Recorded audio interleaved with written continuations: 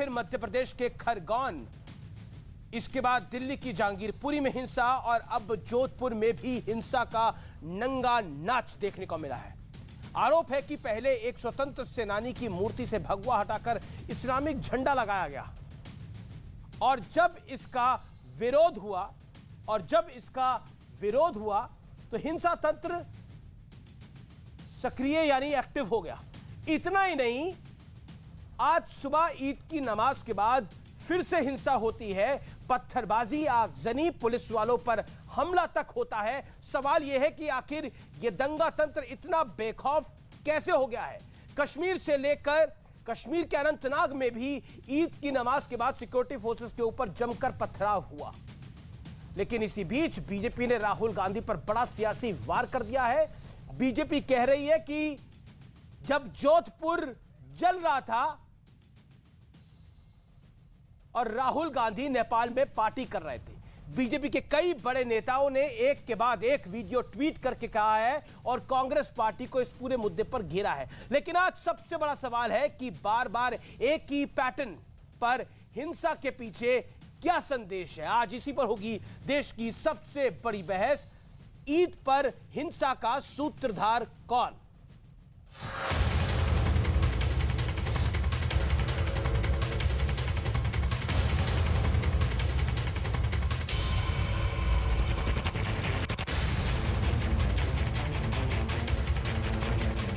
जोधपुर में जो तनाव पैदा हुआ है कल देर रात से, वो बहुत ही दुर्भाग्यपूर्ण है।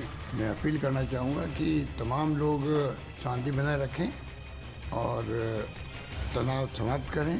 तुष्टीकरण की नीति के कारण कानून व्यवस्था बिगड़ती है।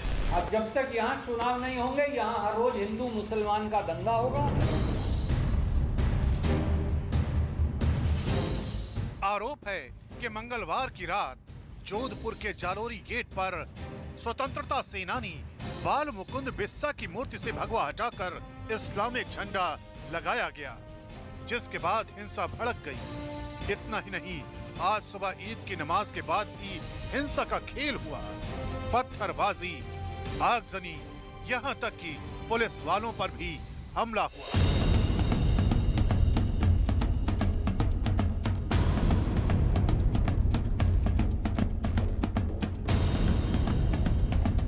जम्मू कश्मीर के अनंतनाग में भी ईद की नमाज के बाद पत्थरबाजी हुई।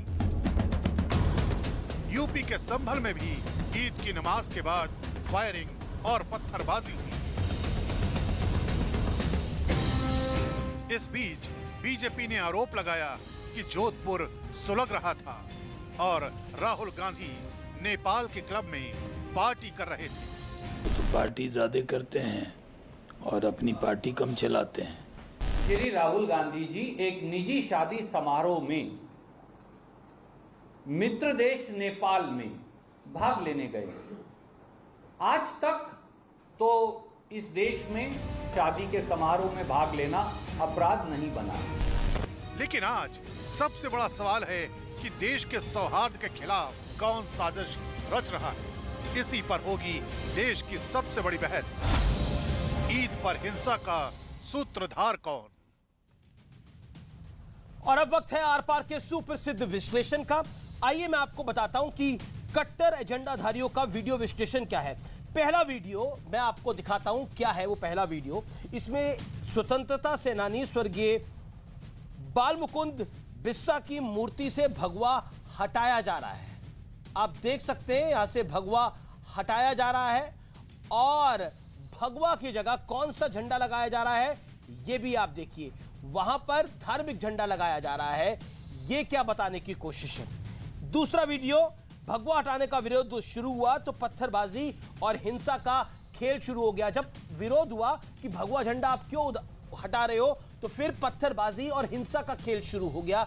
ये सबसे बड़ी बात है। फिर पत्थरबाजी वहां पर होने लगी। ये दूसरा वीडियो है।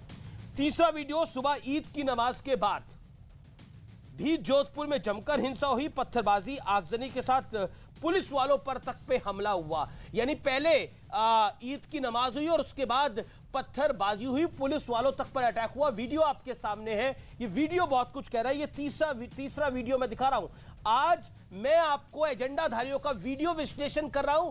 अब बताइए कौन गलत है कौन सही है, ये जनता में आपकी राय पर छोड़ता हूं। चौथा वीडियो, अनंतनाग में ईद की नमाज के बाद सुरक्षा बलों पर पथराव। एग्जैक्टली जो अनंतनाग में हुआ उसी तरह की घटना हमें राजस्थान के जोधपुर में देखने को मिली है। हालांकि सीएम गहलोत ने शांति की अपील करी है, गजेंद्र सिंह शेखावत केंद्रीय मंत्री ने भी शांति की अपील करी है, हर तरफ से शांति की अपील आ रही है, लेकिन क्यों बार बार सुलग रहा है राजस्थान, ये एक बड़ा मूल सवाल बीजेपी उठा रही है। इसी बीच मेरे साथ आज कौन कौन जुड़ रहा है आपको मेहमानों से मिलवा देता हूं। मेरे साथ अभय दुबे हैं, कांग्रेस पार्टी के प्रवक्ता नेता, उनके पास आज बहुत सारे जवाब है देने के लिए। मेरे साथ इस चर्चा में जुड़ रहे हैं दानिश कुरैशी, जाने माने मुस्लिम चिंतक हैं, वो इस चर्चा के अंदर मेरे साथ है। गौरव भाटिया मेरे साथ प्रवक्ता भारतीय जनता पार्टी के हैं और साथ ही साथ सुप्रीम कोर्ट के सीनियर एडवोकेट भी हैं। मैं इसकी शुरुआत अभय दुबे आपसे करता हूं। अभय दुबे, राजस्थान के जोधपुर में जो हिंसा हुई है, अभय दुबे आपको मेरी आवाज मिल रही है? जी जी अबे दुबे, जो राजस्थान के जोधपुर में हिंसा हुई है उसको लेकर बीजेपी कई सारे सवाल उठा रही है, लेकिन क्या आपको लगता है ये जो हिंसा है इसके पीछे, इसके लिए वहां की राज्य सरकार जिम्मेदार है जैसा बीजेपी आरोपित कर रही है? आपने ढील दे रखी है। अमीश देवगन जी, देश के सभी लोगों को अक्षय तृतीया की, परशुराम जयंती की बहुत बहुत शुभकामनाएं और ईद की शुभकामनाएं। आपने जो सारे स्टेटमेंट आपका था उसमें एक प्रदेश का नाम लेना भूल गए, वो था गुजरात प्रदेश। गुजरात प्रदेश के साबरकाठा के बंजारा बस्ती में से बहुत बड़ा पलायन हुआ, पेट्रोल बम खूब दिनों तक वहां चलाए गए, इसका उल्लेख करना भूल गए तो देश के संज्ञान में एक सेकंड में मैं आपको बता देता हूं। मैं आज की घटनाक्रम पर चर्चा कर रहा हूं। आज क्या घटना कहां हुई है वो आपने, ऐसे तो जहांगीरपुरी की भी मैंने चर्चा करी है, ऐसे तो मैंने खरगोन की भी चर्चा करी है, लेकिन जो महत्वपूर्ण है उस पर रही। गुजरात भूल गए ना, मेरे को गुजरात भी याद है, मुझे सारे प्रदेश याद है, लेकिन अब आप मुझे बताइए ये क्यों हुआ है, इसका जवाब। इसलिए मैंने जी देखिए, सांप्रदायिक सौहार्द बिगाड़ने का अधिकार किसी भी जाति, धर्म, संप्रदाय के लोगों को किसी भी प्रांत में नहीं है। कांग्रेस पार्टी की सरकार हो, भारतीय जनता पार्टी की सरकार हो, जेडीयू की सरकार हो, कहीं भी देश सद्भाव से चलेगा। राहुल गांधी जी ने ये पहले दिन से अपना ये स्टैंड लिया है। उन्होंने कहा कि सद्भाव रहेगा तो समृद्धि और प्रगति रहेगी, इसलिए हम सब लोगों को मिलकर इस बात के लिए प्रतिबद्ध और कटिबद्ध होना चाहिए, चाहे वो कोई भी व्यक्ति हो। लेकिन ये कहने सुनने में तो बड़ा सुंदर लग रहा है किसी भी समुदाय का, लेकिन करौली में हिंदू नववर्ष पर के जुलूस पर पत्थर चले और अब हमने देखा कि एक स्वतंत्रता सेनानी के ऊपर से भगवा ध्वज हटाया जा रहा है और दूसरा धार्मिक झंडा लगाया जा रहा है, वहां पे पत्थर चले। इन्हें गार्ड कौन कर रहा है? करोली में धार्मिक जुलूस पर पत्थर चले आप कह रहे हैं, लेकिन वहां दिल्ली में अमित शाह जी की तरह निर्णय नहीं लिया कि हिंदू समुदाय के लोगों पर भी वहां जो हनुमान जयंती का जुलूस निकाल रहे थे उन पर भी एफआईआर कर दियो। हमने नहीं की, हमने तय किया है कि जो भी शामिल होगा उसको हम छोड़ेंगे नहीं, किसी जाति संप्रदाय का हो। और देखिए, मैं गंभीरता से इस बात को कहना चाहता हूं, देश के प्रधानमंत्री जी ने तो आज तक एक शब्द नहीं बोला। देश के 10 राज्यों में हिंसक घटनाएं हुई है, मगर प्रधानमंत्री से अपेक्षा थी, क्योंकि उनकी आवाज सुनी जाती है, एक बार उनको सांप्रदायिक सद्भाव का संदेश देना चाहिए था कि देश के सभी समुदाय के लोग शांति से रहें और हिंसा का कोई स्थान भारतवर्ष में नहीं है, किसी भी देश और समुदाय संप्रदाय का हो। जम्मू कश्मीर की घटना आपने राहुल गांधी जी का जिक्र किया। राहुल गांधी जी तो पहले दिन से कह रहे हैं कश्मीर की घटना हुई, प्रधानमंत्री जी कम से कम वहां के लिए बोल देते। जी जी जी जी।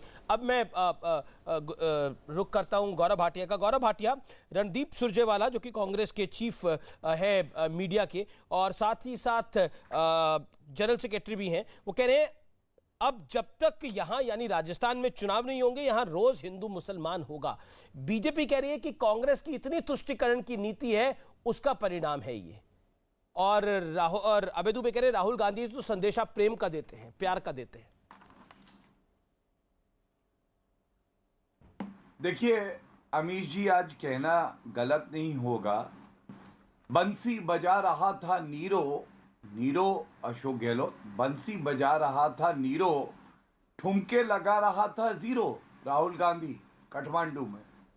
और यहां पे कहा जाता है राहुल गांधी स्टैंड ले रहे हैं। क्या माउंट एवरेस्ट की चोटी पे लग के स्टैंड ले रहे हैं वो? मतलब राजस्थान जल रहा है, घटिया कानून घटिया व्यवस्था शायरी इनकी कर रहा है जिम्मेदारी गौरव है। भाटिया जी, बहुत घटिया। देखिए अबे दुबे, अब आपको निर्विरोध बोलने का मौका मिला, कम से कम 1.5-2 मिनट बोले आप, अब आप सुनिए जवाब। अब अगर थोड़ी तो कम से कम देखिए, राइम तो कर आज लेते। इतना ही कहा राहुल जी को जाएगा। अगर गाली देनी है थोड़ी राइम कर लेते। ठीक है, राइम, अच्छा वो कह रहे हैं कि अगर गाली देनी है तो राइम करके दीजिए। ठीक है, जवाब दीजिए गौरव भाटिया। ठीक है, ठीक है। देखिए, ये ऐसा समझते हैं कि राहुल गांधी की तरह 51 साल में भी अपरिपक्वता ही रहेगी और राइमिंग ABCD जिंगल जिंगल ये सब बाबा बाबा ब्लैक शिप खेला जाएगा। अरे भैया, बहुत ये संजीदा मुद्दा है और मैं जो बातें उठाने जा रहा हूं आपके चैनल पे, इसका उत्तर दें। पहली बात, आपने तुष्टीकरण की करी ना, बिल्कुल सही बात है। इससे ज्यादा घटिया राजनीति क्या होगी आप मुझे बताइए। मतलूब अहमद, अमीर जी 1 महीना हो गया है, मतलूब अहमद क्यों नहीं गिरफ्तार किया गया? क्या इसलिए कि वो मुसलमान है? दूसरी बात आप मुझे बताइए, करौली हिंदुओं पे हमला हुआ, अब ईद में भी हम देख रहे हैं कि दंगे हो रहे हैं। क्या मतलब? ना हिंदू सुरक्षित है ना मुसलमान सुरक्षित है, कानून व्यवस्था ध्वस्त है, अशोक गहलोत मस्त है। राइमिंग कैसा लगा मेरे भैया, बता देना। तीसरी बात, छाबड़ा में जो है दंगे हुए, वहां का आरोपी था आसिफ अंसारी। अमीर जी इफ्तार पार्टी में था। आप बताइए संदेश क्या है?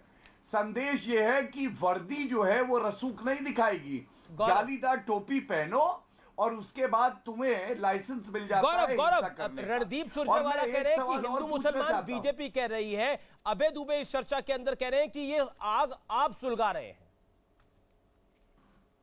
आपसे मेरा मतलब आपकी पार्टी। अच्छा अमीर जी एक बात बताइए, ये घिसी पिटी बातें कितनी बार हम लोग सुनेंगे? आप मुझे एक व्यक्ति बताइए, मान लीजिए इनका कहना है, मैं तो इसका खंडन करता हूं, भाजपा का व्यक्ति गलत कर रहा था, कानून व्यवस्था और पुलिस तो आप ही के अंडर में है ना, पकड़ के जेल में डाल देते, नहीं डाल पाए, क्या दिखाता है? ये सिर्फ दोगली बातें हैं जो दंगाई हैं, ठीक है, क्योंकि उनका धर्म देखा जा रहा है इसलिए कार्रवाई नहीं हो रही। और एक बस अंत करूंगा एक बात कह के, योगी आदित्यनाथ जी का बुलडोजर चला, आपको पता है 54,000 लाउडस्पीकर उतार दिएगा। ये देखिए, बड़े प्रसिद्ध समाचार जो है उसका एक न्यूज है, क्या कहता है, मैं पढ़ देता हूं। राजस्थान की रमजान के अंतिम जुमे को जौहरी बाजार स्थित जामा मस्जिद के बाहर मुख्य सड़क पर बड़ी संख्या में लोगों ने नमाज अदा की। नमाज के लिए करीब 1.5 दर्जन लाउडस्पीकर बिजली के खंभों पर लगाए गए।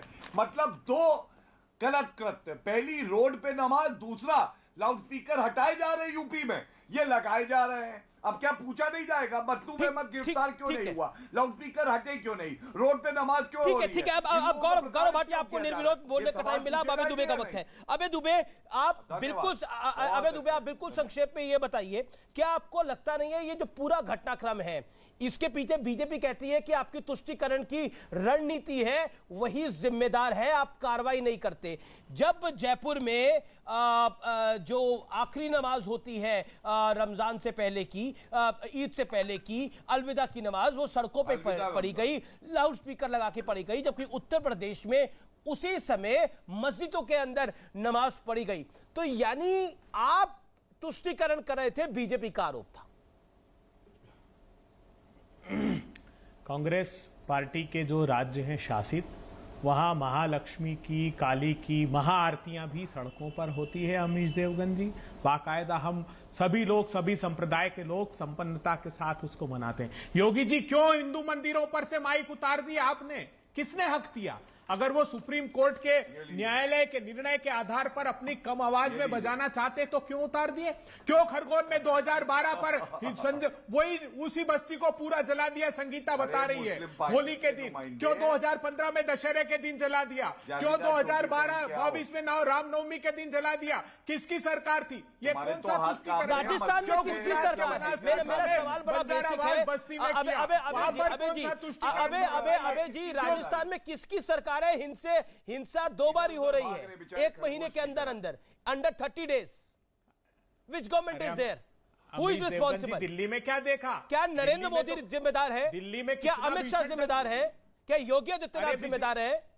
दिल्ली में दिल्ली में 2020 में कितना भीषण दंगा हुआ, सैकड़ों लोगों पर, आपको पता है पहली बार दंगे में एसिड अटैक हुए जो दिल्ली में हुए। कहां थी भारतीय जनता पार्टी की सरकार? अभी फिर दिल्ली में दंगा हुआ, किसकी जिम्मेदारी है? ये सांप्रदायिक सद्भाव बिगाड़ने वालों के खिलाफ हम ठीक है गौरव भाटिया, जवाब होगा। बार-बार एक ही लाइन है, सांप्रदायिक सौहार्द बिगाड़ रहे हैं, राहुल जी प्रेम का संदेश दे रहे हैं। जवाब गौरव भाटिया जवाब। अमीश जी, सैफुल्ला जैसे आतंकी को ticket Gaurav Bhatia ward number 13 से और यहां पर आकर ज्ञान बांटते हैं। आप राहुल गांधी की पार्टी को लेकर परेशान हो रहे हैं, राजस्थान हिंसा को लेकर परेशान है, फर्क साफ है।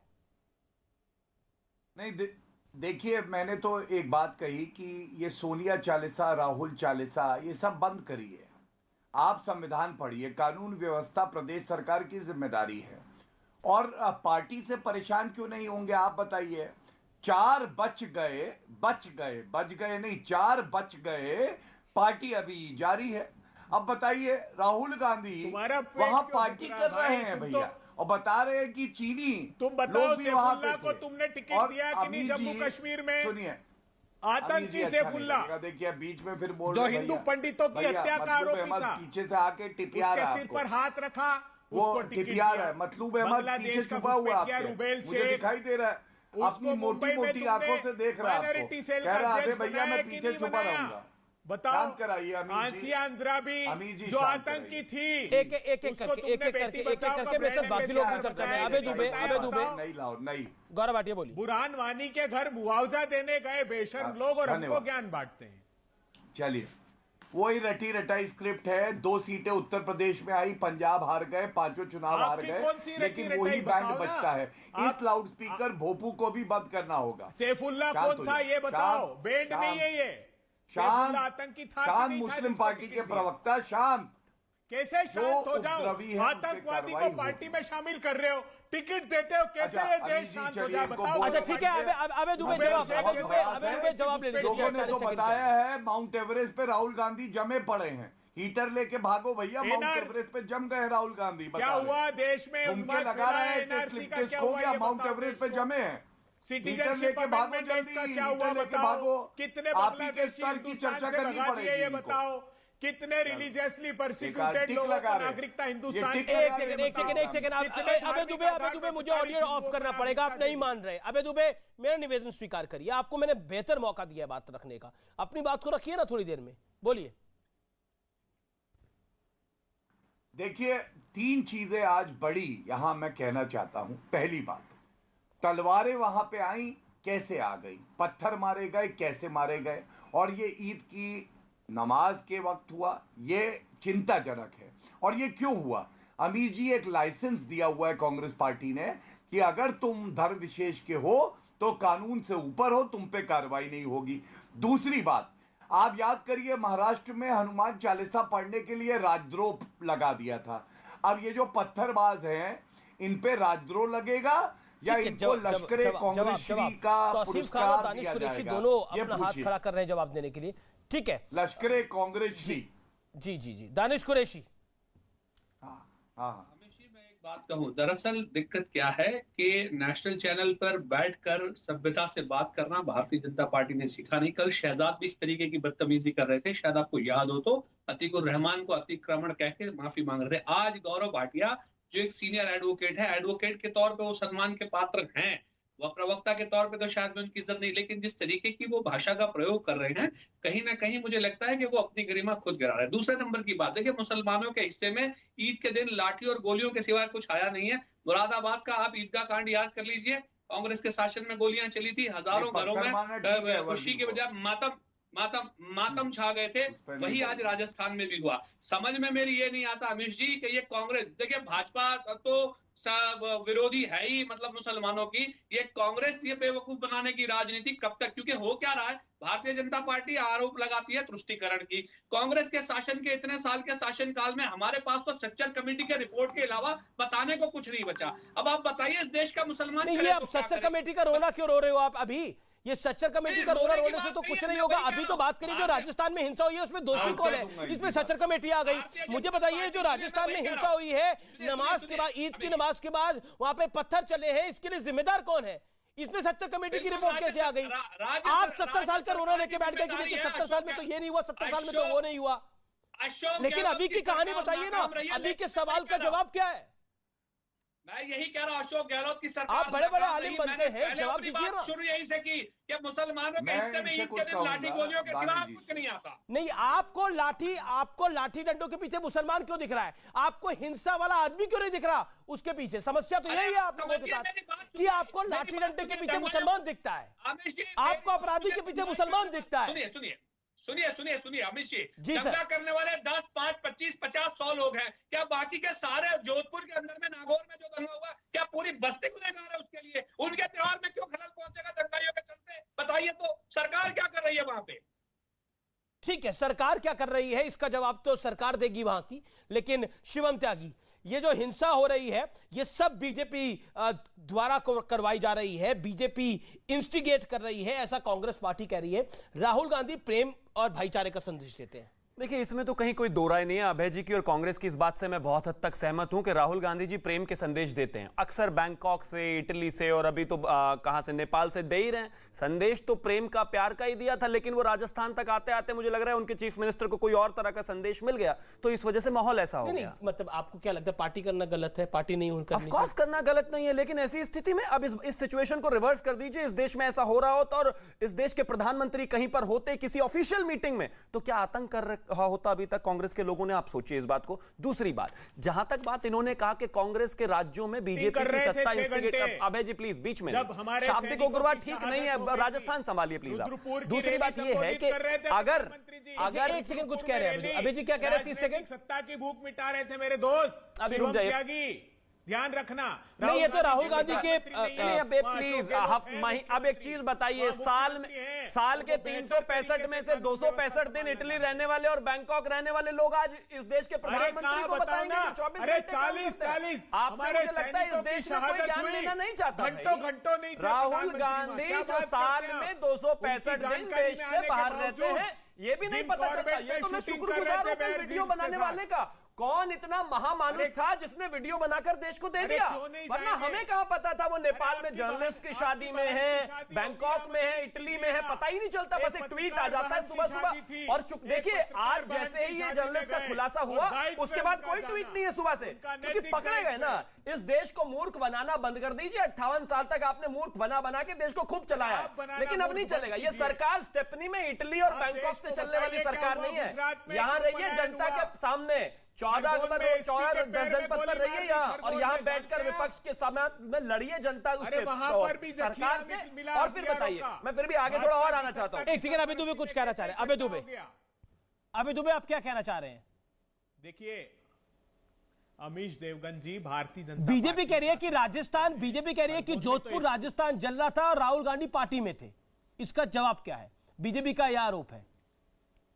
देखिए, वहां पर परिस्थितियां जैसी गुजरात के बंजारावास में हुई, जैसी खरगोन में हुई, नहीं हुई। खरगोन में एसपी के पैर में गोली मार दी, वहां पर पूरी की पूरी बस्ती को जला दिया गया। पूछिए महेश मुंजाल से उसका दर्द। बीते 8 सालों में 4 बार बस्ती जला दी। भारतीय जनता पार्टी की सरकार थी, रायसेन में पूरे के पूरे गांव पर सांप्रदायिक हमला हुआ, 2 आदिवासी भाइयों को मौत के घाट। ठीक है, जवाब भारतीय जनता पार्टी की। मैंने अब शालीनता से सुना है ना, आशा करता हूं। अभय दुबे आप लगातार बीच में बोलेंगे तो फिर ठीक नहीं होगा। अब आप भी 25 सेकंड की बात। ये दंगा नहीं है, ये प्रायोजित हिंसा है हिंदुओं के खिलाफ और मुस्लिमों का तुष्टीकरण है। बता देता हूं कैसे। रात को 11 बजे जालौरी गेट पर बाल मुकुंद बिस्सा जी की मूर्ति की आंखों पर पहले पट्टी बांधी गई, उनके मुंह पर सेलो टेप लगाई गई, वहां पर भगवा झंडा हटाकर हरा झंडा लगाया गया। पुलिस को इस बात की जानकारी थी, गलियों में हंगामा काटा गया, घरों में घुसकर लोगों को मारा गया, एक बच्चे की कमर में तलवार घुसा दी।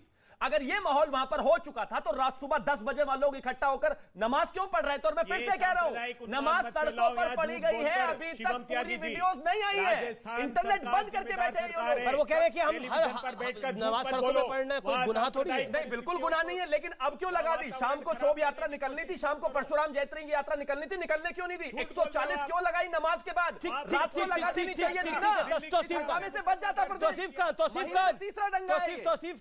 तौसीफ खान, मैं आपसे जानना चाहता हूं, क्या आपको लगता है क्योंकि सड़क पर नमाज हुई उसके बाद यह वारदात हुई, सड़क पर नमाज जिम्मेदार है या कानून व्यवस्था जिम्मेदार है? तौसीफ खान। अमीश जी सबसे पहले आपको तो ईद मुबारक और आपके दर्शकों को भी ईद मुबारक। उम्मीद करता हूं कि आपके किसी कोलीग ने या दोस्तों ने में से किसी ने ईद की सेवइयां आपको खिलाई होंगी। जी जी। और खाना चाहिए, मीठा खाना चाहिए। शब्दों में थोड़ी सी मिठास की ज़रूरत है, कम से कम आज के दिन। बिल्कुल, तभी मैं कह रहा हूँ शब्दों में मिठास की जरूरत है, कर्मों में भी मिठास की जरूरत है। आपका तभी आज के दिन ना पत्थर चलने चाहिए थे, ना डंडे चलने चाहिए थे, ना मूर्ति के ऊपर से भगवा ध्वज हटाना चाहिए था। सही कहा आपने। मीठी सेवइयों की ईद पर किस तरह से कड़वे पत्थर चले हैं, अफसोस आपको भी उतना है जितना मुझे है। ये जान के मुझे बड़ी खुशी हुई। मैं ब्रेक लेता हूं और ब्रेक के बाद आपका अफसोस और सुनेंगे।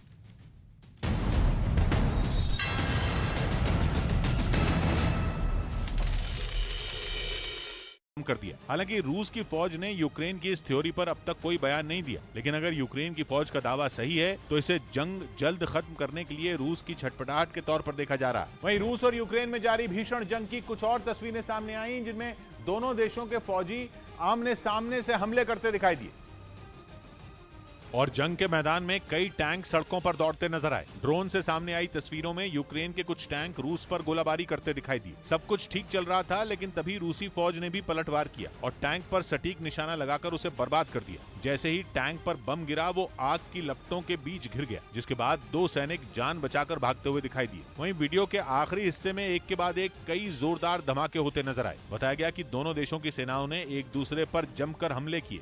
उधर डोनेस्क में रूसी फौज ने यूक्रेन के सैनिकों पर हमला बोल दिया, जिसके बाद यूक्रेन के जवानों ने भी जोरदार पलटवार किया और रूस के हमले का मुंह तोड़ जवाब दिया। रात के अंधेरे में जब पुतिन की सेना ने हमले शुरू किए, तभी यूक्रेन की फौज ने भी उन पर ग्रेनेड लॉन्चर से चुन चुन कर निशाना लगाया। यूक्रेन ने दावा किया कि उसने न सिर्फ रूस के हमलों को नाकाम किया, बल्कि उसके कुछ टैंकों को भी उसने उड़ाया।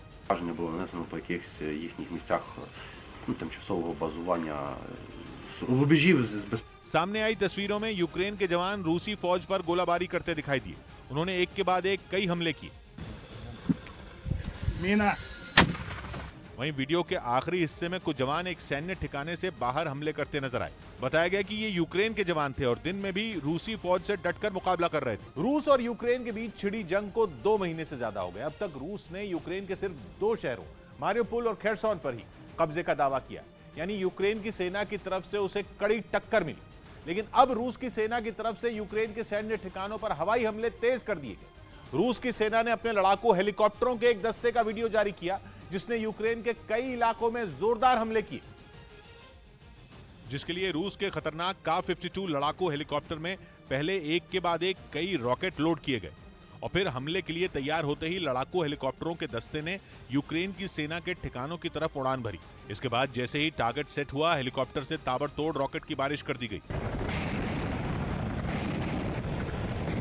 इसी तरह एक दूसरे हेलीकॉप्टर ने भी यूक्रेन की सेना के ठिकानों पर एक के बाद एक कई रॉकेट दाग दिए।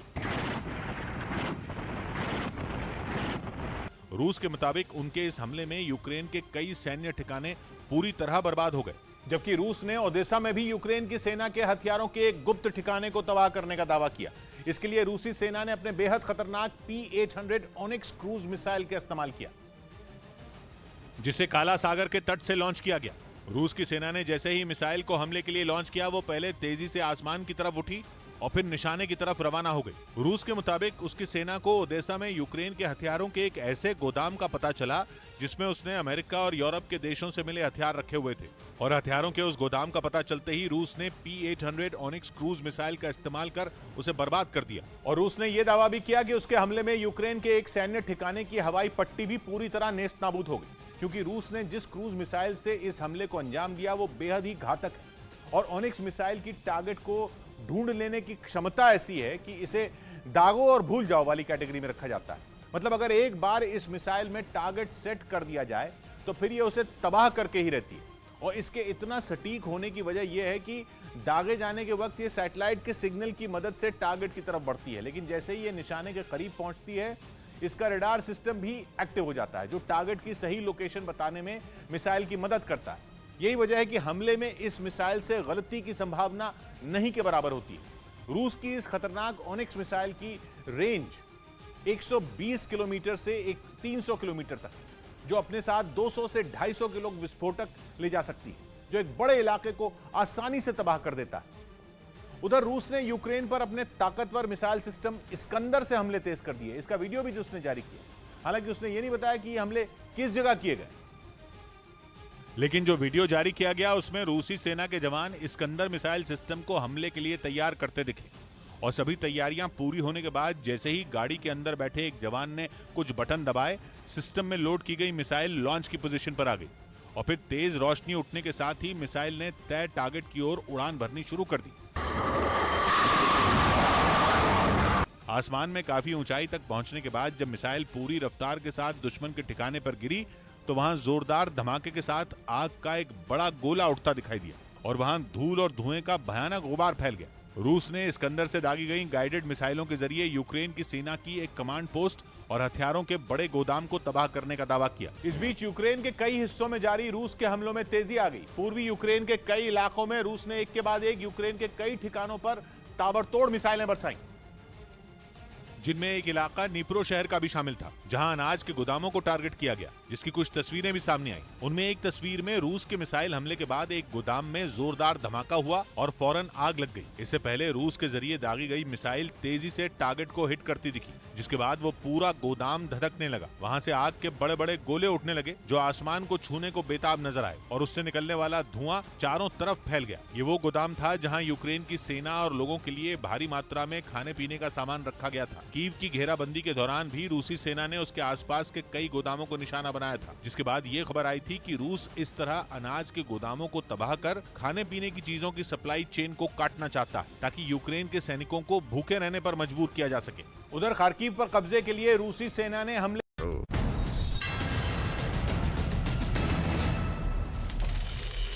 Welcome back. आप देख रहे हैं देश का नंबर 1 शो आर पार और इस समय मेरे साथ जुड़े हुए हैं गौरव भाटिया, शिवम त्यागी, अभय दुबे, दानिश कुरैशी और तौसीफ खान। तौसीफ खान, मैं आपके पास आता हूं। आपने बोला कि देखिए ईद का ये समय है और मीठी ईद है, हम सब जानते हैं, लेकिन अफसोस की बात यह है कि उसी ईद पर, उसी मीठी ईद पर पत्थर चले हैं। क्या आपको लगता नहीं ये दुख की बात है? बिल्कुल पत्थर नहीं चलना चाहिए। नमाज पढ़ रहे लोगों को इस तरीके से परेशान नहीं करना चाहिए। ये अगर कहीं पे कोई गड़बड़ी होती है उसका पूरा खबर प्रशासन को रहता है। कौन गड़बड़ी करवाने वाला है ये हम और आप जानते हैं। ये एक खुला ओपन सीक्रेट है। नमाज पढ़ रहे लोगों पर किसने पत्थर चलाए? इलेक्शन होने वाला है, कहानी को ही मोड़ दिया है। इलेक्शन होने वाला है, आपको मुद्दा बनाना है, आपको एक मुद्दा बनाना है और ये वजह है आज के दिन भी यही डिस्कशन कर रहे हैं। आज ईद का दिन है तो मुझे उम्मीद है कि आप स्पष्ट बोलेंगे और सत्य बोलेंगे। फैक्ट ये है नहीं, पर नमाज पर किसी ने पत्थर नहीं चलाई। गलत बयानबाजी मत करिए, मेरी जानकारी में नहीं है। अगर कोई ऐसी तस्वीर है आपके पास, आप तुरंत मुझे भेजिए, मैं चलाऊंगा। नमाज पर आपने ये कैसे बोला नमाज पर पत्थर चले? नहीं, ऐसा नहीं हुआ है। गंडगोल करने का षड्यंत्र किया गया। आज के दिन गंडगोल करने का षड्यंत्र किया गया बाज़ाब्ता, तो इसका तो प्रशासन को मालूम होना चाहिए। गौरव भाटिया कौन लोग गंडगोल करने वाले हैं? गौरव भाटिया, उनको तो अरेस्ट कर देना चाहिए। उनको तो अंडर अरेस्ट तो उनको करना चाहिए जिन्होंने पत्थरबाजी करी। अरेस्ट तो उनको करना चाहिए जिन्होंने स्वतंत्रता सेनानी स्वर्गीय बाल मुकुंद बिस्सा की मूर्ति की आंखों पर काली पट्टी बांधी, उनका ध्वज बदलने की कोशिश करी, उन पे कार्रवाई होनी चाहिए। और आप उल्टा बोल रहे हैं। आपने देखिए, आपने तौसीफ खान बहुत गलत बयानबाजी करी। आपने ये किस आधार पे बोला? आपने किस आधार पे बोला कि नमाज पे पत्थर चले? आप नौ इंसिडेंट को छोड़ करके एक इंसिडेंट को आप चलाते हैं। आपको अच्छा बताइए, आप मुझे 9 इंसिडेंट बताइए। आप मुझे ऐसे 2 इंसिडेंट बताइए कि नमाज पे जहां पत्थर चले हैं, नमाज पढ़ते हुए कहां पत्थर चले? आपने 9 बोला, मैं कहता हूं 2 इंसिडेंट बताइए। Tell me 2 incidents. 9 के बजाय don't tell me about 9, tell me about 2। देखिए 9 नहीं 2 बताओ। पहले लिंचिंग का ट्रेंड 9 नहीं 2 बताओ। पहले लिंचिंग का ट्रेंड था, फिर उसके बाद में अभी रिसेंटली रामनवमी के बाद से ये पत्थरबाजी का ट्रेंड चालू हो गया है। ये ठीक है, गौरव भाटिया जवाब देंगे। Gaurav Bhatia reply on this. Your reply is important mister Gaurav Bhatia. Nation is listening to you.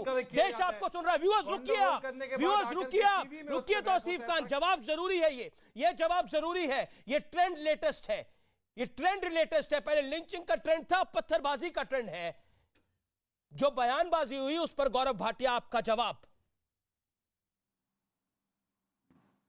देखिए बड़ी ध्यान से सुना, इनका त्योहार है और हमारे त्योहार पे हमें भेंट दिए जाएंगे पत्थर, पेट्रोल बॉम्ब, तलवारें चलाएंगे। तो इसलिए आप आकर के हिंदू पत्थर नववर्ष मारेंगे ईद के करौली दिन में भी। हिंसा हुई, शांत करा लीजिए, इनको शांत कराइए प्लीज। अच्छा नहीं लगता, इतने कमजोर वकील हो तो कोर्ट में प्रैक्टिस कैसे करोगे भैया? अपनी बारी में बोलो ना। धन्यवाद। नहीं गौरव भाटिया, देखिए, उम्मीद आप करता हिंदू हूं कि नववर्ष आपने करौली में आपको हिंसा ईद की हुई। सवैयां आपने खाई होंगी। प्लीज अच्छा अमीर जी, मैं चुप हो जाता हूँ, मेरे जूनियर हैं लेकिन सम्मान देना शायद इनकी आदत नहीं है। बोल ले बीच में, छोटे भाई हैं, बोल ले। आज ईद भी है, ये भूल गए, आज अक्षय तृतीया भी है, आज परशुराम जयंती भी है, लेकिन उससे इनको कोई लेना देना नहीं है, केवल ईद की बात करते हैं। बोल लो छोटे भाई, आज ईद है, बोलो, फिर मैं बोल लूंगा, कोई बात नहीं। देखिए अब आपको ईद के मौके पे बोलने का मौका मिल रहा है, बोलिए 20 सेकंड बोल लीजिए, आपको फिर बीच में मत बोलिएगा। 20 सेकंड ले लीजिए, मैं भी आपको 20 सेकंड दे रहा हूं, बोल लीजिए, बीच में मत बोलिएगा, बोल लीजिए। तो आसिफ, मन की भड़ास निकाल लीजिए आप। नहीं बोलिए, आप गौरव जी कह रहे हैं, क्या गौरव जी की बात सुनेंगे? कहे ठीक है, अब आपने बोला ना, अब आपने बोला, अब गौरव जी को सुन लीजिए जरा तसल्ली से। उनको बोलने का हक है, ठीक है, लेकिन उनको वो बोलने भूल का हक है, जाते तो कि ये सुनिए। बोलने अब गौरव का भाटिया कोर्ट के बोलिए। अंदर होता है। टीवी में बराबरी के हैं हम लोग, टीवी में देखिए, बराबरी के हैं हम लोग। देखिए, छोटा भाई और बड़ा भाई, मैं समझता हूँ छोटा भाई ओहदे में हमेशा बड़ा रहेगा, ये मेरी सोच है। खैर अब विराम देते हैं, आज का जो विषय है उस पे आते हैं। ये तौसीफ के लिए भी है, दानिश के लिए भी है। अमीर जी, आपने बहुत महत्वपूर्ण बात उठाई अपने प्रोग्राम में। आप बताइए, कहते हैं ईद है, हमारी ईद है, बिल्कुल ईद है, लेकिन एक रंग अगर ईद है तो बाकी रंग, हिंदू नववर्ष करौली में हिंसा हो जाती है, रामनवमी पे हिंसा हो जाती है। आप इतनी हिम्मत रखते हैं, कुर्बत रखते हैं कि कहें जालीदार टोपी पहन के जो लोग तलवारें लेके बाहर निकले, पत्थर मारे, जो कि सब वीडियो में दिखाई दे रहा है, वो गलत है। और दानिश जी से मैं एक बात कहूंगा, दानिश जी शब्दों की मर्यादा उनके साथ बना के रखते हैं जो दूसरों को इज्जत दे। प्रधानमंत्री जी को जो कहे चौकीदार चोर है, जो गाली गलौज करे, उनके साथ मर्यादा बनाएंगे ना तो आपके सर पे चढ़ जाएंगे। लेकिन मैं एक बात जरूर कहता हूँ, आपको सबसे ज्यादा ठगा किसने? ठीक है, आपको मौका दूंगा मैं। जो अच्छी बात है, अभी दानिश जी शांत, अभी सुन लीजिए, मैं आपको एक अच्छी बात बताता हूँ। जी गौरव, देखिए 54,000 लाउड स्पीकर उतारे गए उत्तर प्रदेश में। दानिश जी कैसे उतरे आपको मालूम है? मस्जिद से भी उतरे और मंदिर से भी उतरे, क्योंकि सबसे संवाद किया। तो इसलिए कोई ये नहीं कहता है कि सारे मुसलमान खराब हैं, लेकिन सरकार को पहल करनी होती है और कानून का, वर्दी का रसूख दिखाना होता है। दूसरी बात, रामपुर जैसी जगह में जो मुस्लिम बहुल्य जिला है, वहां पे मुसलमानों ने कहा कि मस्जिद के अंदर नमाज पढ़ेंगे। लेकिन मैं आपसे पूछना चाहता हूं, ये जयपुर की तस्वीर है, पूरी रोड बंद है, 18 लाउड स्पीकर लगा दिए गए, उतारना तो दूर की बात है। ये तुष्टीकरण नहीं है तो क्या है? आपको जवाब देना है। और अंत करूंगा, भाजपा शासित राज्य में जो उपद्रवी हैं, दंगाई हैं, उन पे बुलडोजर चल रहा है और कांग्रेस शासित राज्यों में पत्थर चल रहे हैं। जवाब। ये फर्क है सोच का। और अगर आप चाहते हैं तौसीफ खान को जवाब देना चाहते हैं, गलत को गलत कहना सीखिए और संविधान की इज्जत करिए, शरिया की। मैं जवाब देता हूं। ठीक है, आप जवाब दे दीजिए। दानिश कुरैशी, आप जवाब दे दीजिए। 40 सेकंड, देन तौसीफ खान ना दूंगा। Okay, done. देखिए गौरव भाटिया जी, सबसे पहले तो मामला ये है कि मैं पर्सनली आपका रिस्पेक्ट करता हूं, इसलिए मैंने ऐसी बात कही। आप मुझसे उम्र में भी बड़े हैं, शायद इल्म में भी बड़े होंगे, इसलिए मैंने आपको बिल्कुल विनम्रता के साथ कहा। बाकी रह गई, मैं आप अभी थोड़ी देर पहले इसी प्रोग्राम में दोगली नीति की बात कर रहे थे। सुनिए, मैं अब आपको बताता हूँ कि करनी और करनी में कैसे फर्क आ गया। जब आप समाजवादी पार्टी में थे तब आप कुछ और बोलते थे और आज कुछ और बेहतर। अरे आज चर्चा का विषय वो नहीं है, लेकिन अगर आपके मन में जो आग लगी है वो ठंडी होती है तो बता दीजिए। बीच में मत बोलिए कि आप तो किसी को बोलने नहीं देते। आप मतलूब अहमद पे बोलिए। अच्छा, मतलूब अहमद पे आप क्यों नहीं बोल पाते? सुनिए, मुसलमान है इसलिए आरएसएस के लिए आपका धर्म भाई है, याद है, दंगाई है, तो क्या हुआ? प्रधानमंत्री की आज सपोलों को दूध पे लाएंगे आप। मतलूब अहमद पे बोलिए, अशोक गहलोत कानून व्यवस्था नहीं संभल रही, इस पे बोलिए। देखिए अब दिक्कत यही है गौरव जी, मैंने कभी गलत शब्द एक नहीं किया। आप दिखा दीजिए, एक दिखा दीजिए। प्रधानमंत्री जी के लिए अगर एक शब्द गलत कहा हो, लेकिन आप ओछे रहेंगे। मैंने आपसे पूछा, मतलूब अहमद पे आप क्यों नहीं बोलते? राजस्थान में आप क्यों नहीं बोलते दंगे हो रहे हैं? झारखंड में दंगा हुआ। गौरव भाटिया शांत। टिप्पणियां करेंगे। चलिए आपने किसको पकड़ा? था? बताइए तो हिम्मत। अरे आज चर्चा का विषय ये है, टॉपिक बदल दिया तो मैं बोल दूंगा। नहीं तो विषय है उस पर रहिए ना दानिश कुरैशी, जो विषय एक सेकंड क्या मैं बोल रहे हैं अमीर जी? देखिए इतना मुझे लगता है विषयांतर नहीं करना चाहिए, विषय पे रहना चाहिए। आपने जो बोलना था बोल लिया दानिश कुरैशी। अबे दुबे मैं आपका रुख करता हूं। अबे दुबे आपके एक मंत्री हैं झारखंड में, और वो मंत्री साहब जो हैं वो कहते हैं कि देखिए अगर 20% के घर टूटेंगे तो 70% सलामत कैसे रहेंगे? क्या कहना चाहते हैं आप इस विषय पर? क्या वो मतलब सेकुलरिज्म का परिचय दे रहे थे? आप ही की सरकार में मंत्री। देखिए अमीश देवगन जी, मैं एक बात बड़ी जिम्मेदारी से कहता हूं आपके शो में, और मैं आपसे भी निवेदन करता हूं।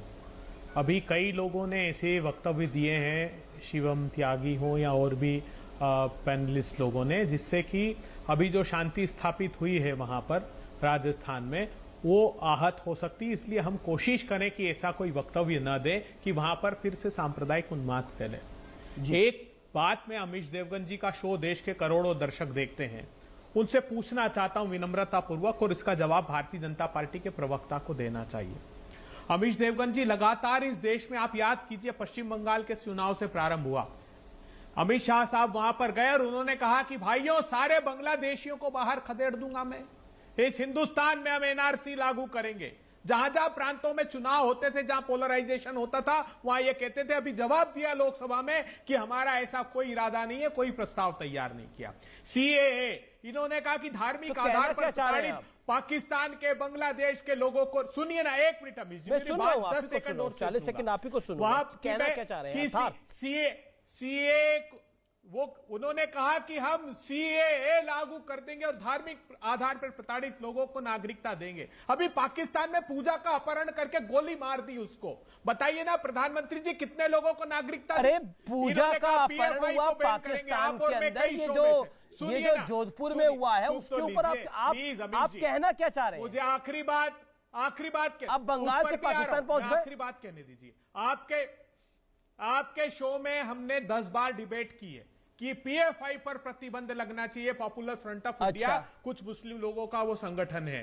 सॉलिसिटर जनरल ने सुप्रीम कोर्ट में 2021 अप्रैल में कहा कि केंद्र सरकार उसको, आप कहना क्या चाह रहे हैं ये सब कह के? पाकिस्तान, बांग्लादेश, उसके साथ पीएफआई, आप कहना क्या चाह रहे हैं? वो ये भारतीय जनता पार्टी दोहरा चरित्र है इनका, ये हिंदू अस्मिता के साथ खेल रहे हैं। ये सिर्फ वोट की सीढ़ी बनाना चाहते हैं। अच्छा, वोट की सीढ़ी कैसे बना रहे हैं? आप एक एक करके जवाब दे दीजिए, एक एक करके जवाब दे दीजिए। बीजेपी को आप एक्सपोज करिए, बिल्कुल एक्सपोज करिए, आपका काम है एक्सपोज करना। एक एक करके कैसे सीढ़ी बना रहे हैं, उसके पीछे कारण क्या है बताइए जरा। सीढ़ी कैसे बनाई बीजेपी ने? देखिए, ये चाहते हैं कि धार्मिक आधार पर ध्रुवीकरण करें। हिंदू अस्मिता की रक्षा कर नहीं पाते, सिर्फ दिखावा करते हैं। मेरे पास हिंदू अस्मिता की रक्षा कर नहीं पाते, जम्मू कश्मीर में आज तक दिखावा करते हैं, पंडितों के साथ अत्याचार, धार्मिक आधार पर ध्रुवीकरण करते हैं। बिल्कुल, जैसे कहा किया, धार्मिक आधार पर ध्रुवीकरण कहा हुआ, लेटेस्ट एग्जाम्पल बताइए, लेटेस्ट एग्जाम्पल बताइए इसका। आपकी डिबेट में क्या कह रहे थे ये कि इन लोग, ये गौरव भाटिया जी ने कहा कि आपकी ईद पर बधाई दिया रहे। अगर उनकी ईद है, आप राष्ट्रीय पार्टी के प्रवक्ता हो गौरव भाटिया जी, व्यक्तिगत क्षमता आने में नहीं बैठे हो। भाजपा के अगर नेता हो तो बताए भाजपा, फिर शहनवाज हुसैन को, मुख्तार अब्बास नकवी को उत्तर प्रदेश में एक मुसलमान को मंत्री बनाया, हटाओ फिर उनको। अगर तुम्हारा त्योहार, तुम्हारा संप्रदाय, तुम्हारा समाधान नहीं है, वहां पर हिंदुओं को हटाकर तुमने एक मुसलमान जो जीता नहीं था उसको मंत्री बना दिया उत्तर प्रदेश में। यह तुष्टीकरण नहीं है क्या गौरव भाटिया? मुझे बताओ, वो तो चुनाव भी नहीं लड़ा, चुनाव लड़कर जीता भी नहीं। दुबे मैं आपकी बात को समझ गया हूं। अबे दुबे, आप बड़े शानदार वक्ता हैं। एक सेकंड, बड़े शानदार वक्ता है। आपने बोला ये बीजेपी वाले जो तुष्टीकरण की राजनीति करते हैं। अच्छा ये बताइए, ये 47 में किसने तुष्टीकरण कर दिया था? 1947 में ये तुष्टीकरण का बीज किसने रख दिया था कि एक देश बट गया हिंदू मुसलमान के नाम पे? ये किसने करा था? मैं जानना चाहता हूं कांग्रेस के प्रवक्ता से, 1947 में देश कैसे बट गया था? ये हिंदू मुसलमान के नाम पर कैसे बटा था बताइए? भागलपुर के दंगे इस देश में हिंदू मुसलमान के नाम पर कैसे हो गए थे? जवाब दीजिए। 2 लोग थे। मुजफ्फरनगर के दंगे कैसे हुए थे हाल ही में 2012-2013 के अंदर? कैसे हुए थे? जवाब दीजिए। सुनिए ना अमीश देव, 1992 में दंगे कैसे हो गए थे? 2016 में 869 दंगे, मेरे को 2016 में 869 दंगे हुए नहीं सुनना, मुझे बताइए 47 में मेरा देश कैसे बच गया था धर्म के नाम के ऊपर, बता दीजिए किसने बांटा था उस देश को? और 1947 में इस देश को किसने बांटा था? ये देश को जवाब दे दीजिए आप भी। 1947 में ये देश कैसे बांटा था और किस आधार पे बांटा था, बताइए। बहुत गंभीरता से सुने, बताइए, पूरी गंभीरता से इसकी बात वीर सावरकर जी ने सबसे पहले कही। Very good. वीर सावरकर जी ने कहा कि एक देश में दो देश रहते, जिन्ना का कोई लेना देना नहीं था, सब कुछ वीर सावरकर ने किया जो काला पानी की सजा काट रहा था। वारे अबे दुबे, वारे अबे दुबे, आप और आपकी पॉलिटिक्स, आप और आपकी पॉलिटिक्स, वारे अबे दुबे। वीर सावरकर ने देश को बांटा, वीर सावरकर ने देश को बांटा जो काला पानी की सजा काट रहा था आदमी, उस वीर सावरकर को देश ने बांट दिया। और मोहम्मद अली जिन्ना तो आरती उतार रहा था। अबे दुबे, जिन्ना, अबे दुबे, जिसने 23 मार्च 1940 को प्रस्ताव पढ़ा अब अलग पाकिस्तान का, उसके साथ श्यामा प्रसाद मुखर्जी ने सरकार बना ली। अबे दुबे, जो कहना था वो कह दिया, जो होना था वो हो गया, जो करना था 47 में कर दिया। शिवम त्यागी, देखिए अभय जी को बस मैं इतना ही कहना चाहता हूं कि इस देश के पार्टीशन के पेपर पर मौलाना आजाद और जवाहरलाल नेहरू जी के सिग्नेचर थे, और इससे आगे मैं ज्यादा नहीं कहना चाहता। आप ही थे 47 में, अगर कुछ किया होता तो शायद बदल जाता। विषय पर आ जाते हैं। फिर भी ये लगातार कह रहे हैं कि भाई ये भारतीय जनता पार्टी कर रही है। आपको याद होगा ना, कहा था राहुल गांधी जी ने देश में जल्दी से बहुत दंगे होने वाले हैं, हंगामा होने वाला है, तमाम वो चीजें थी। उन्होंने बोला 2-3 साल में देखिएगा किस तरीके से माहौल बन जाएगा। वो तो 2-3 महीने भी नहीं निकले। इस पर जवाब दो। ये गलत बात है। बोले शिवम त्यागी लगातार पिछले 20 मिनट से बैठे। नहीं देखिए, ये फिर शुरू नहीं, ये दिस इज रॉन्ग। अभय जी रुक जाइए ना, मैं नहीं चिल्ला रहा था आपके बीच में। उनका तो कहना यही था कि एक तबके से देश में आग लगवाऊंगा और फिर नेपाल में जाकर पार्टी मनाऊंगा। देखिए ये जो तौसीफ बैठे हैं, ये बैठे हैं, और वो जो हंगामा कर रहे हैं सड़क पर, ये तो मात्र जो है तलवार है, हैंडलर जो हाथ जो है वो राहुल गांधी ही है। ये हाथ जो है इनको चलाने वाला, इनको बताने वाला, इनको रास्ता दिखाने वाला हैंडलर यही है, यही हैंडलर है, इन्हीं की वजह से तो चल रहा है। वो तो गाना मुझे याद आ गया, वो हम थे वो थे और रंगीन समझ गए ना, जाना था पटाया और नेपाल पहुंच गए। मतलब देश में आग है, तमाम चीजें चल रही है, बोलकर ऑर्केस्ट्रा ज्वाइन करो भाई, कोई ऑर्केस्ट्रा ज्वाइन करो। एक बार अगर मैं जी आपको बोलना चाहता हूं, अगर भारतीय जनता पार्टी राजस्थान में दंगा करवाने में सक्षम है ना, तो ऐसे चीफ मिनिस्टर को तो अगली 1 मिनट में रिजाइन कर देना चाहिए। पुलिस आपसे संभलती नहीं, लॉ एंड ऑर्डर आपसे संभलता नहीं, मुख्यमंत्री कुछ कर नहीं पाते। और मैं तो एक और सवाल पूछना चाहता हूँ, कहीं ऐसा तो नहीं है कि अशोक गहलोत भी राहुल गांधी जी के साथ नेपाल में पार्टी मना रहे हैं क्योंकि उनका भी जन्मदिन है? तो ऐसा हो सकता है कल शाम की अशोक गहलोत शांति की अपील कर रहे हैं। शांति की अपील तो ट्विटर पे कर रहे हैं ना भाई। ऐसा हो सकता है सेम बजट में हो सकता है 2 पार्टीज में एक ही में काम, दोनों का काम हो गया हो, क्योंकि उनका भी जन्मदिन था। कल रात से आज 3 बजे शाम को ट्विटर पर उनका मैसेज आया है, शांति बनाए रखें। अरे कल रात को 144 भी है और बैठक भी नहीं, तो एक धारा 144 नहीं सर, तो 144 धारा रात को लगा देते ना, सारा मसला ही खत्म हो जाता। इतना हंगामा करने की आवश्यकता ही नहीं। सुबह लगा दी उन्होंने, दोपहर को क्यों लगाई सुबह? एक चीज बताइए, अगर नमाज कराई थी तो रात शाम को यात्रा भी कराते, या फिर नमाज भी नहीं कराते। मैं किसी धर्म के अगेंस्ट नहीं हूं, लेकिन law and order law and order सुविधा के अनुसार नहीं हो सकता। ठीक है, अबे तुम्हें 30 सेकंड, लॉ एंड ऑर्डर सुविधा के अनुसार हो सकता है सरकार में। अबे जी 30 सेकंड। देखिए अशोक गहलोत जी ने पहले ही कह दिया था कि मैं अपने जन्मदिन का कोई आयोजन नहीं रख रहा हूं, और वो सारे उन्होंने अपने संसाधन लगाकर वहां सांप्रदायिक दंगा होने से रोका है। अमीश देवगन जी, मैं विनम्रता से पूछना चाहता हूं, भारतीय जनता पार्टी की सरकारों का एक जवाब नहीं दिया, एक शब्द मोदी जी ने नहीं बोला। गुजरात में इतना भीषण हमला हुआ, बंजारावास में लोग पलायन कर गए, टेलीविजन पर यह न्यूज बताइए। मध्य प्रदेश में बोर्ड लगा दिए कि अब हम यहाँ रहने की स्थिति में नहीं है। 2012, 15, 18, 22 बार हमले होते हैं। इनकी सरकारें लगातार क्या कर रहे हैं ये लोग, बताइए ना। दिल्ली में गौरव भाटिया जवाब देंगे, गौरव भाटिया जवाब देंगे, गौरव भाटिया जवाब देंगे। 2022 में 4 क्या कर रहे हैं? अच्छा ठीक है, गौरव भाटिया ठीक है, गौरव भाटिया जी, गौरव भाटिया, आप अभय दुबे की पार्टी की सरकारें तो देख रहे हैं, लेकिन आप अपनी सरकारें नहीं देख रहे। शीशा तो पूरा देखेंगे ना, आधा थोड़ी देख सकते हैं। अमीश जी, मैं उत्तर दूंगा, उससे पहले एक बात आपसे जरूर कहूंगा। जब आरोप हम पे लगाए जाते हैं 5-5 मिनट तक कांग्रेस के प्रवक्ता को खुली छूट है। 3 जवाब। प्लीज शांत कराइए, भोपू को शांत कराइए। नहीं तो अगर आप फेडर नीचे नहीं कर सकते, ऐसी गंदी चर्चा में भाग लेने से कोई फायदा नहीं है। चुप कराइए। अबे दुबे जवाब सुन लीजिए ना। मतलूब अहमद पे जवाब दीजिए, एक जवाब। मतलूब अहमद पे एक जवाब। चुप हो सैफुल्लाह पर जवाब दीजिए। देखिए, मुझ पे ये आरोप लगाया गया आतंकी था, पंडितों का हत्यारा, उसको टिकट दिया तुमने, उस पर एक जवाब। शांत रुबेल शेख पर एक अमीर जी गलत बात है, सॉरी। अब मैं डिबेट में पार्ट नहीं लूंगा, मैं शांत हूँ। आप रेगुलेट नहीं कर रहे, चश्मा हिला रहे। चश्मा मैं भी हिला सकता हूँ, आपका काम रेगुलेट करना है। 5 मिनट बाद आप मेरे पास आए हैं, मैं उत्तर देना चाहता हूं। अबे दुबे देखिए ना, चश्मा हिलाने का काम आपका है ना मेरा। एक नेचुरल प्रोसेस होता है, इसको लेकर इतना उत्तेजित नहीं होना चाहिए। गौरव भाटिया, अब अपनी बात को रखिए आप। सैफुल्लाह आतंकी पहले तो दिया तुमने, उस पर उत्तेजित हम नहीं है। उत्तेजित बताया जा रहा है माउंट एवरेस्ट पे चढ़ के कोई ठुमके लगा रहा है जब राजस्थान जल रहा है, उसका नाम है राहुल गांधी। उनसे बोलिएगा। मैं बहुत संयम से अपनी बारी का इंतजार करता हूं, और इसलिए कि दर्शक सुनना चाहते हैं। ये नहीं कि रटी रटाई स्क्रिप्ट बोल दी। अब सुनिए, एक एक करके उत्तर देता हूं। आरोप लगाया कि भारतीय जनता पार्टी के प्रवक्ता ने कह दिया कि ईद तुम्हारी है। मैं तो घर से कह सकता हूं, मोदी जी ने ईद की भी शुभकामनाएं दी, अक्षय तृतीया की भी दी, और परशुराम जयंती की भी दी। और मैं प्रवक्ता हूं, मैंने भी दी। अबे दुबे का ट्विटर हैंडल देखिए। परशुराम जयंती क्या इन्होंने बधाई दी, शुभकामनाएं दी? नहीं दी। परशुराम जयंती और अक्षय तृतीया इनके लिए जरूरी नहीं है। दूसरी बात, अब कह रहे संयम बनाई रखिए, राजस्थान में इनसे कानून व्यवस्था संभल नहीं रही। अमीर जी आप बताइए, जब दिल्ली जहांगीरपुरी में हमने देखा किस तरह से दंगे हुए, वहां बुलडोजर भेजा गया, अजय माकन ने संयम बनाया था? या पहले दिल्ली दंगे हुए थे और सोनिया गांधी ने कहा था आर पार की लड़ाई है, घर से निकल आओ, 60 लोगों की जान चली गई, तब संयम बनाया था क्या? तीसरी बात, कह रहे प्रधानमंत्री दोषी हैं। कानून व्यवस्था क्या प्रधानमंत्री जी की जिम्मेदारी है? जिस प्रदेश में आपकी सरकार है, आपसे नहीं संभाल रहा।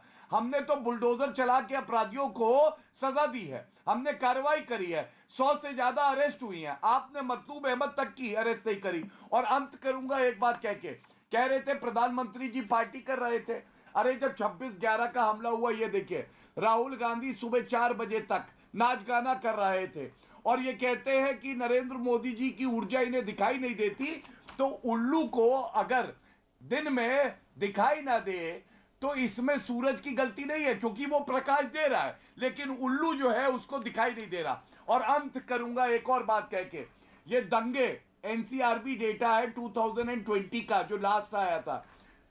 झारखंड में इनकी सरकार 51 कम्युनल राइट्स हुए, महाराष्ट्र में इनकी सरकार 26 कम्युनल राइट्स हुए, राजस्थान में इनकी सरकार है वहां भी 3 हुए, और उत्तर प्रदेश में 0 0। मोदी जी का, योगी जी का जो बुलडोजर है, जो कानून का रसूख है, वो दिखाई देता है। ये आंकड़ों से मैंने उत्तर दिया। धन्यवाद। ठीक है, तो अबे दुबे मैं आपके पास वापस लौट के आऊंगा। तौसीफ खान जवाब। तौसीफ खान जवाब। देखिए स्टेट वाइज ब्रेकअप तो दे दिया गया कि यहाँ पे इतने दंगे हुए, वहाँ पे इतने दंगे हुए, लेकिन फैक्ट ये है कि जब से मोदी सरकार आई है वहाँ तब से लेकर के अब तक का आंकड़ा आप देखिए, दंगा एक कल्चर हो चुका है। दंगा बहुत ज़्यादा बढ़ा है, और हिस्ट्री गवाह है, तारीख गवाह है। बंगाल के चीफ मिनिस्टर ज्योति बासु ने भी कहा है ऑन रिकॉर्ड कि अगर पुलिस ना चाहे तो दंगा नहीं होगा। दंगा होने में पुलिस ढील देती है, और ये एक प्रशासन के एडमिनिस्ट्रेशन के तौर पर उन्होंने बोला है। और ये जो नहीं तौसीफ भाई, ये आपसे एक सवाल है, ये तूतू में करके दंगा खत्म होने वाला नहीं है। को जो हुआ आपको जरूरत है ओन अप करने की। आपको नहीं, ये झूठ बात है, ये झूठ बात है। आप ये झूठा इल्जाम लगाते हैं ममता बनर्जी पे। सच्चाई देश के सामने है, सच्चाई देश के सामने है। बंगाल में हिंसा होगी तो मोदी जी कैसे कर लेंगे? 2014 से अगर राजस्थान में हिंसा होगी तो मोदी और गौरव भाटिया कैसे कर लेंगे? सीधा जिम्मेदार है। नहीं, अगर बंगाल में और राजस्थान में हिंसा होगी तो बीजेपी कैसे कर लेगी उसको? आज अगर एक स्टेटमेंट बता दीजिए, प्रधानमंत्री का एक स्टेटमेंट पता बता उनको दीजिए बोल क्या रहे? जहां पे अच्छा, उन्होंने एक बोला हो बार-बार कि डिमांड ये हो रही है दंगा बंद करो। जी के स्टेटमेंट आप से मान आप रहे लोग हैं चला एक जाते हैं। तौसीफ एक सेकंड प्रधानमंत्री गौरव भाटिया जी जो है सब कुछ करेंगे। गौरव भाटिया लेकिन ये बड़ी लिंचिंग महत्वपूर्ण के बात कर रहे हैं खिलाफ तौसीफ नहीं भाई। बोलेंगे। तौसीफ जी ये बड़ी नफरत महत्वपूर्ण की बात कर रहे हैं राजनीति ईद के के दिन खिलाफ नहीं बोलेंगे। ईद के दिन ये दंगों अच्छी के बात ही खिलाफ कर रहे नहीं होंगे। एक बोलेंगे। सेकंड वो तो बोल सकते थे। तौसीफ खान शांत, ऑडियो डाउन करना पड़ेगा मुझे। आपने बोला कि प्रधानमंत्री ने एक बार भी अपील नहीं करी, बड़ा जायज सवाल है आपका, यही आपने सवाल पूछा, यही बात अभय दुबे ने भी बोली। आप मानते हैं कि प्रधानमंत्री इस देश के प्रधानमंत्री का इतना विश्वास है कि वो अगर एक बात बोलेंगे तो पब्लिक मान लेगी, ये बात आप मानते हैं? इसका मतलब the leader has the credibility enough. मैं बिल्कुल मानता हूं कि जितने भी बैड एलिमेंट है बीजेपी के वो प्रधानमंत्री के कहने पे देखिए एक्शन लिए जाएंगे। You need to be a good loser also ना। कई बार कई पॉइंट पे फंस जाता है आदमी। You need to be a good loser also ना। आपने बोला कि मोदी जी को बात रखनी चाहिए, तो इसका मतलब उस नेता का विश्वास है, वो बात रख सकता है, उसकी बात सुनी जाती है, तो मानो लोहा है उस आदमी का। बेचारों को लूटा जा रहा है, जनता का तो बेचारों को लूटा जा रहा है। बिल्कुल। तेल और गैस और हर चीज का दाम तेल और बढ़ा गैस करके पर आ गए, दंगा अब आप तेल कराया और जाता गैस है पे आ जो गए। पार्टी वर्कर नहीं, होते मैं हैं, समझ सकता हूँ जो आपकी शिव- मजबूरी। जो नहीं आई बजरंग दल जैसे sympathize लोग with होते you, हैं, I जो sympathize, BJP जैसे hard I liner humbly होते हैं। sympathize with you। वो गौरव लोग दंगा भाटिया, कराते हैं। नरेंद्र मोदी को और आना चाहिए और बोलना इसका- चाहिए। इसका असर उठाना पड़ता है जनता ओके, को। गौरव भाटिया। देखिए अमीर जी, सबसे पहले तो एक बहुत बड़ा इन्होंने कबूलनामा आपके चैनल पे किया। इन्होंने कहा जब दंगे होते हैं तो प्रदेश सरकार जो है अगर वो चाहे तो वो ना हो। इसका मतलब 2 मई जब नतीजे आए थे उसके बाद जो दंगे हुए पूरे पश्चिम बंगाल में, वो ममता बनर्जी की विफलता थी। और उसके बाद बीरभूम में मैंने उत्तर दिया, बीरभूम में लोगों को जला दिया गया घर बंद करके। सीबीआई जांच के आदेश कलकत्ता हाईकोर्ट ने दिए। इसका मतलब ममता बनर्जी की विफलता थी। मैं चाहता हूं मेरा छोटा भाई प्रवक्ता बना रहे, बट इतना बड़ा कबूलनामा जो किया है इसके बाद इनका आना बंद ना हो जाए। बीरभूम में जो हुआ है वो आपसी रंजिश था, वो देखिए आप फ्रैक्शन था। बीच में सुन- जी और आप उसको दंगा के नाम दे रहे हैं। तौसीफ शांति, ऑडियो डाउन करना पड़ा। Gaurav Bhatia 30 seconds complete yourself, then मैं दानिश कुरैशी के पास जाऊंगा। और इसके बाद मैं एक बात कहूंगा, नरेंद्र मोदी जी बिल्कुल विश्वसनीयता का पर्याय हैं, लोग उनमें विश्वास करते हैं। उन्होंने पहले भी कहा है कि सौहार्द बना रहे, लेकिन कानून व्यवस्था तो प्रदेश का विषय है ना। भाजपा शासित में तो हम कार्रवाई करते, दंगे होने भी नहीं देते। आप लोग जब बुलडोजर चलता है तो छाती पीटते हैं कि बुलडोजर कैसे चल गया, एक धर्म विशेष के लोगों को टारगेट किया जा रहा है, तब जालीदार टोपी आपको दिखाई देती है, दंगा ही नहीं दिखाई देता। और मुझे तो डर ये लगता है अमीश जी, ममता बनर्जी कहीं ये ना कहे संघीय ढांचा टूट गया, प्रधानमंत्री जी कैसे बोले और उसके बाद कहें कि कंकड़ वाला रसगुल्ला खिलाऊंगी मैं उनको। जी, मैं अब रुक करता हूं दानिश कुरैशी का। दानिश कुरैशी, लाउड स्पीकर तो योगी सरकार ने भी उतारे, इत्मीनान से उतारे, लेकिन दूसरी तरफ अगर सड़क पर नमाज होगी और ज्यादा लाउड स्पीकर लगा के होगी तो मैसेज क्या जाएगा? देखिए, मैं आपको कहूँ कि आप बाबा की जो बात कर रहे हैं ना, लाउड स्पीकर उतारने का कहीं कोई फरमान नहीं है अमित जी। ये मैं वही कह रहा हूँ कि स्टेट स्पॉन्सर्ड डिस्क्रिप्शन है सिटीजन राइट्स का। आपको वॉल्यूम जो है, ध्वनि जो है, उसके कंट्रोल के लिए पर ये किसने राइट दिया है कि क्यों उतारना चाहते हैं? सड़कें बंद करके नमाज हो जाए? ये राइट किसने दे दिया? हनुमान चालीसा का राइट नहीं है किसी के पास, देशद्रोह हो जाता है। लाउड स्पीकर उतारने की बात कर रहे हैं तो पहले तो वो कंप्लीट कर दूं। उन्हें क्यों इंटरेस्ट है मंदिरों और मस्जिदों में से लाउड स्पीकर उतारने की? उन्हें क्यों ध्वनि कंट्रोल करने में नहीं? प्रॉब्लम क्या है कि ये लड़ाई नरेंद्र मोदी और योगी के बीच में है कि अब कौन सुपीरियर है। अरे आप भी ना एस्टैब्लिश करना चाह रहे हैं, मतलब इसका विषय और कुछ भी नहीं है। कुछ भी बोल रहे हैं अपने आप को डिफेंड करने के लिए। सुनिए, उत्तर प्रदेश में आप मुझे बताइए क्या चलिए, कोई बात नहीं, उतारा गया क्या? कोई बात नहीं। Okay, Shiv 5 second. देखिए, मैं बस सिर्फ इतना कहना चाहता हूं कि कोई मंदिर मस्जिद में नहीं फंसना चाहता, लेकिन लेकिन अगर मस्जिद से फतवे जारी करोगे, सड़कें घेरोगे, हंगामा करोगे, तलवारें चलाओगे, नमाज पढ़ने के बाद पत्थरबाजी करोगे तो जवाब मिले। शुक्रिया, बहुत बहुत शुक्रिया, थैंक यू सो मच। आज त्योहार का दिन है, इसलिए प्रेम से बात करनी बेहद जरूरी है, इसलिए शांति बनाए रखना भी बेहद आवश्यक है, सिर्फ त्योहार के दिन नहीं, हर दिन। नमस्कार।